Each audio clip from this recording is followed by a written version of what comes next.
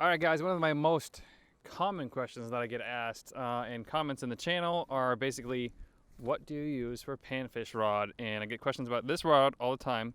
So this is a Tickle Stick by 13 Fishing. Show you guys up close. And it's the 27 UL. I got this a few years ago. It has basically a flat style tip, and it's super sensitive. I've actually knocked some of the paint off of it, so it used to be that color all the way. And it's basically the best panfish rod as far as I'm concerned. I have landed all the way up to 4-pound bass on it and a 2 to 3 pound brook trout last weekend. Now for the reel, 13 Fishing started making their own reels recently in the last couple years. I bought this rod just as it is and ended up with an Eagle Claw inline reel. It's about $25. Dick's Sporting Goods, Walmart has them, Amazon has them, and I'll leave all the descriptions for these things below and where to buy them off Amazon.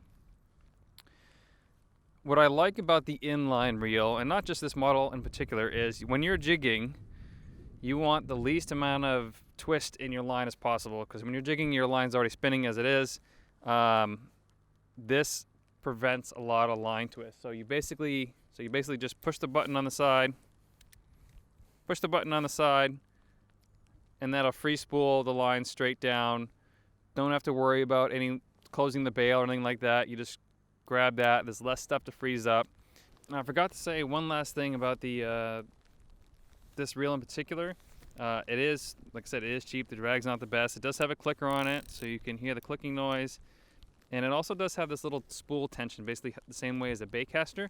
So you can set it for individual lure sizes, so you don't have to overspool or basically backlash caused by having it set too low. The drags are okay on it. It's not as sensitive as I'd like it to be, just because I'm usually fishing with 4-pound mono fishing line. But that's it. That's my go-to panfish rod. I fish with this all the time. I do have some stouter rods for lake trout fishing and some bigger fish, but this is the one I never leave home without.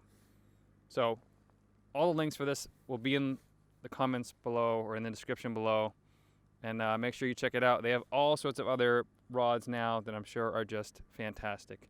One of the best rods, reel seat is great, and everything. So that's it.